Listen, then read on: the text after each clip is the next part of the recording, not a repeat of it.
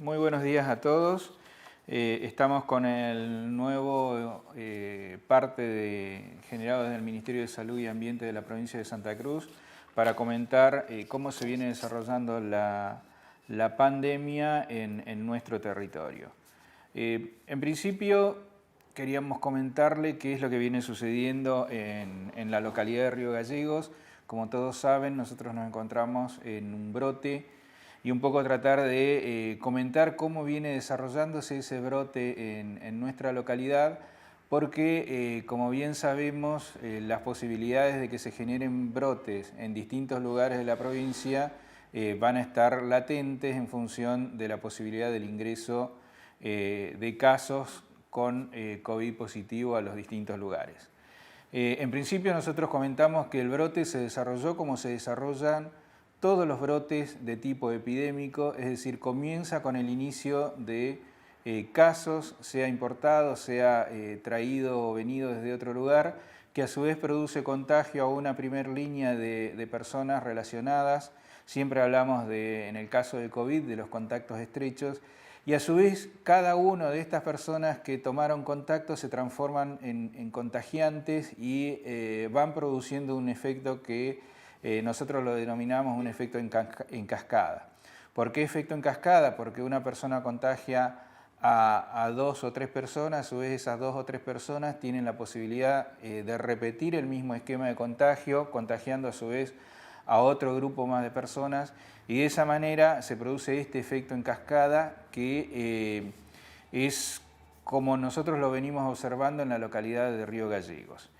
En este caso, y puntualmente con el tema de la localidad de Río Gallegos, lo que nosotros podemos informar es que las rápidas acciones que se generaron desde el Estado provincial, desde los sectores de salud pública y en la interacción con los municipios o el municipio puntual de Río Gallegos para mitigar esta situación,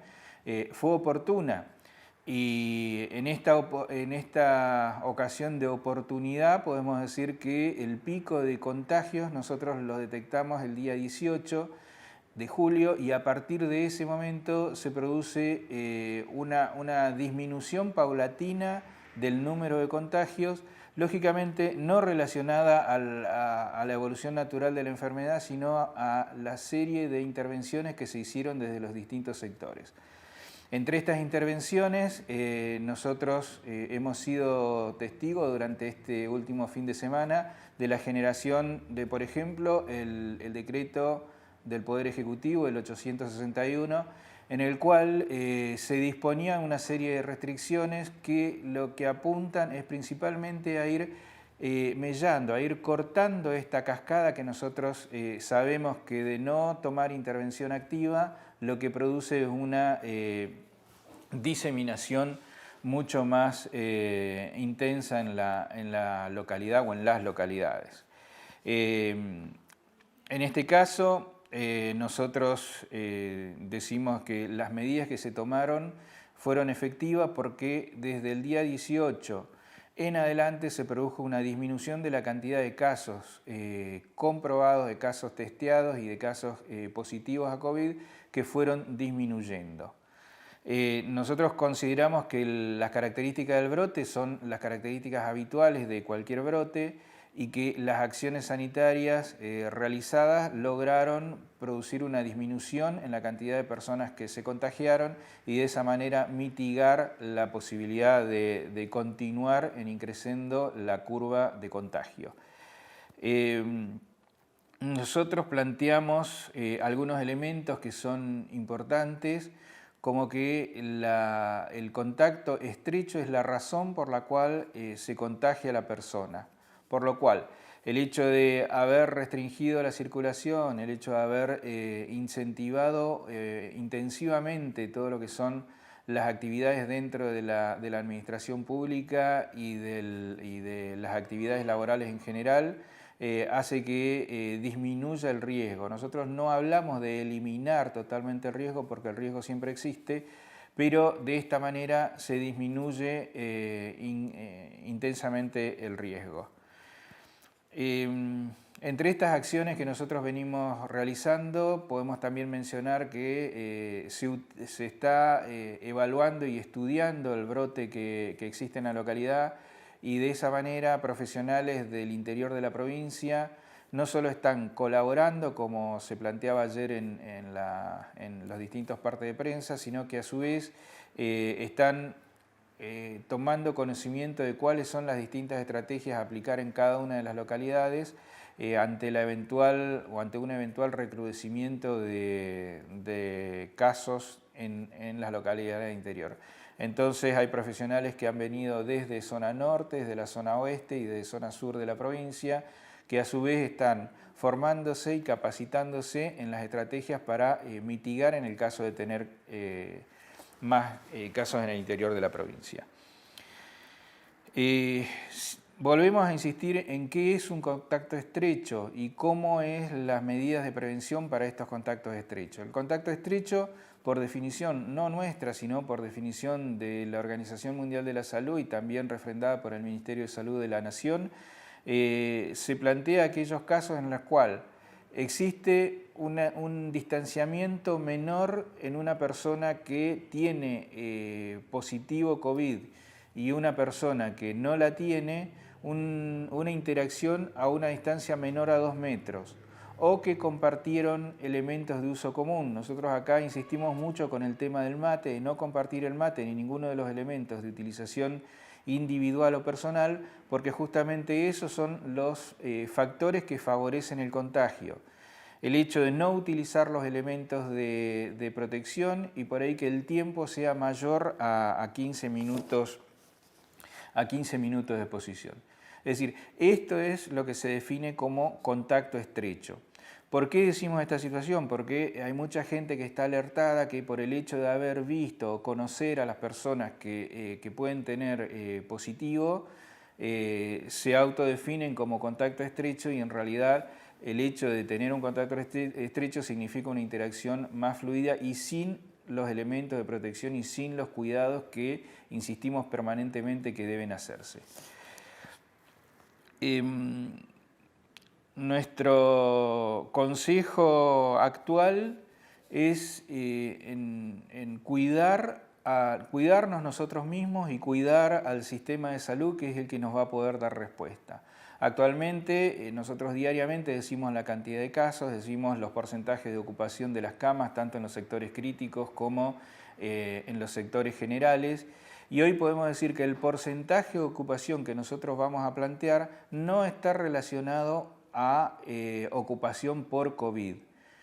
¿Qué es lo que queremos decir con esto? Que nosotros tenemos que prevenir todas aquellas acciones que pueden generarnos el hecho de tener que ser internado en una terapia intensiva o en una sala de internación general, porque de esa manera nosotros vamos ocupando los recursos del sistema de salud y de esa manera restringimos posibilidades ante la posible aparición de nuevos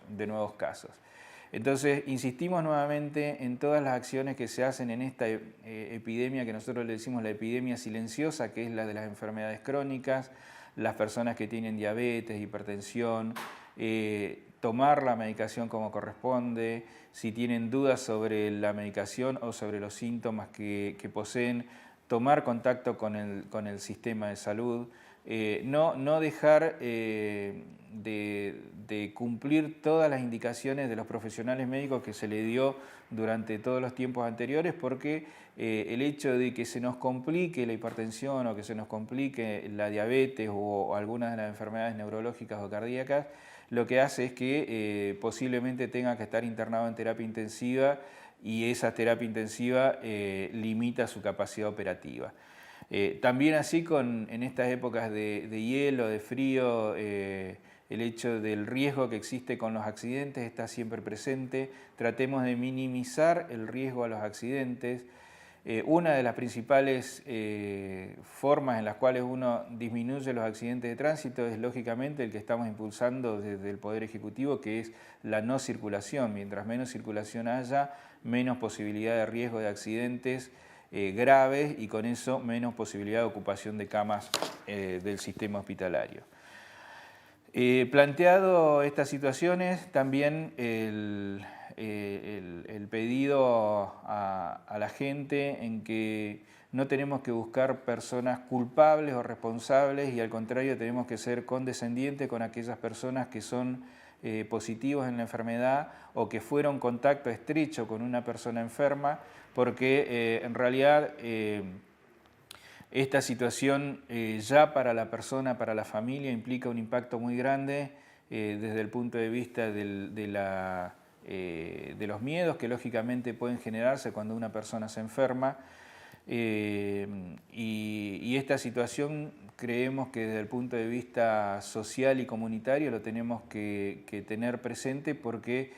son personas enfermas o una persona que tiene un contacto estrecho es estudiada, es monitorizada por el sistema de salud, pero en algún momento también puede positivizarse. El hecho de que un hisopado a nosotros nos haya dado negativo no nos exime habiendo sido contacto estrecho, no nos exime a romper la cuarentena, porque por más que nos dé positivo negativo el estudio de un contacto estrecho, los riesgos siguen existiendo y la enfermedad puede manifestarse en los días subsiguientes y por eso se debe cumplir el aislamiento como corresponde. Vamos entonces ahora a comentar cuáles son los datos actuales. Como bien decíamos hace un ratito, el número de casos que se fueron detectando en estos últimos días, a partir del 18 comenzó en una curva franca de descenso, a punto tal que durante el transcurso del día de ayer fueron positivos 3 casos, y desde el último parte de ayer a la noche hasta este parte de media mañana estamos hablando de solamente 4 casos que dieron positivos en nuestra localidad de Río Gallegos. Tenemos un acumulado de 239 casos totales en la provincia, 186 casos activos, 181 en la localidad de Río Gallegos y 4 en el Calafate y 1 en Caleta Olivia. Los porcentajes de